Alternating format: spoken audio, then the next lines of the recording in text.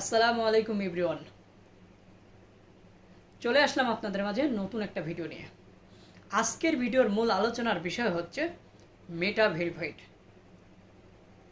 Facebook কেন আমাদেরকে মেটা verified করতে বলছে, এটার কাজ কি, এটা করলে আমাদের কি কি উপকার হবে, এটা করলে আমাদের কি কি ক্ষতি হবে, আজকে এ সকল বিষয় নিয়ে বিস্তারিত আলোচনা করব। সবাই সাথে থাকবেন। মেটা ভেরিফাইড এটা আমাদেরকে দিয়েছে, এটার কাজ আছে বলেই কিন্তু আমাদেরকে দিয়েছে, ঠিক আছে। তো এবার আসেন, এটা করলে আমাদের কি কি উপকার হয় আর করলে আমাদের কি কি ক্ষতি হয়। প্রথমে আমি বলি, মেটা ভেরিফাই তারাই করবেন যাদের আইডিগুলো বড় হয়েছে, 50K 100K 200K 500K হয়েছে, তারা করবেন। আর ছোট ছোট ইউজার আপনারা কখনো এটা করবেন না। এটার জন্য কিন্তু সরকারকে একটা পেমেন্ট দিতে হয়, প্রতি মাসে এই পেমেন্টটা দিতে হয়। এর জন্য নতুন ইউজাররা, ছোট ইউজাররা এটা কখনো করবেন না। তো মেটা ভেরিফাইডটা করবেন কেন, এবার আমি সেই বিষয়টা বলি। তার আগে ছোট্ট একটা উদাহরণ দিচ্ছি। আপনি যখন কোনো একটা সরকারি চাকরি পান, কোনো একটা সরকারি চাকরিতে ঢোকেন, চাকরিটা করতে করতে একসময় সেখানে চাকরির পার্মানেন্টের জন্য আপনাকে আমন্ত্রণ জানায়। পার্মানেন্টটা কি?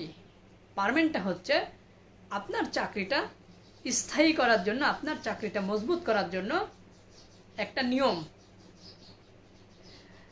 তদ্রূপ আমাদের ফেসবুক অ্যাকাউন্ট আছে, ফেসবুকের সিকিউরিটি আছে, ফেসবুকের পাসওয়ার্ড আছে, তারপরও আমাদের আইডিটা যেন নষ্ট না হয়, আমার আইডিটা যেন নিরাপদ থাকে, এর জন্য মেটা ভেরিফাই করা অত্যন্ত জরুরি। কারণ ফেসবুক নিজে দায়িত্ব নেয়, যখন মেটা ভেরিফাই করা হয় না, আপনাকে একটা ব্যাজ দেওয়া হবে এবং কি ফেসবুক আপনার সকল নিরাপত্তার দায়িত্ব তারা গ্রহণ করবে। একটা আইডি যদি হ্যাক হয়ে যায়, আপনি যদি সকল তথ্য মেটাকে দিতে পারেন, আপনার আইডি কিন্তু সে আবার দিয়ে দেবে। এই দায়িত্বগুলো মেটা তখন নিয়ে থাকে। তো এটা করলে শুধু একটাই সমস্যা, আপনাকে মাসের মাস পেমেন্ট দিতে হবে, তা বাদে সব উপকার আছে।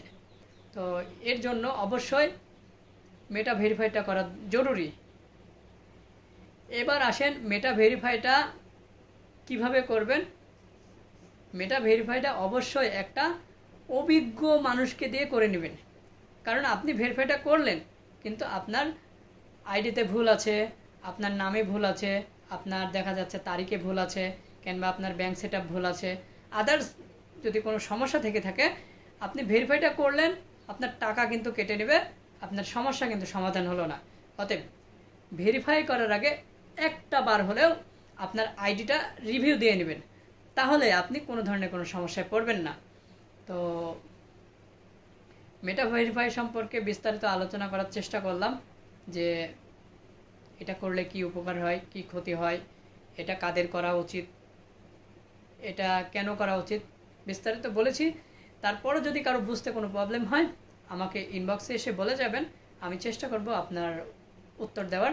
তো আজকের ভিডিওটা এই পর্যন্তই। সবাই ভালো থাকবেন, সুস্থ থাকবেন। যদি ভিডিওটা ভালো লাগে একটু শেয়ার করে অপর একটা ভাইকে দেখার সুযোগ করে দেবেন। আল্লাহ হাফেজ।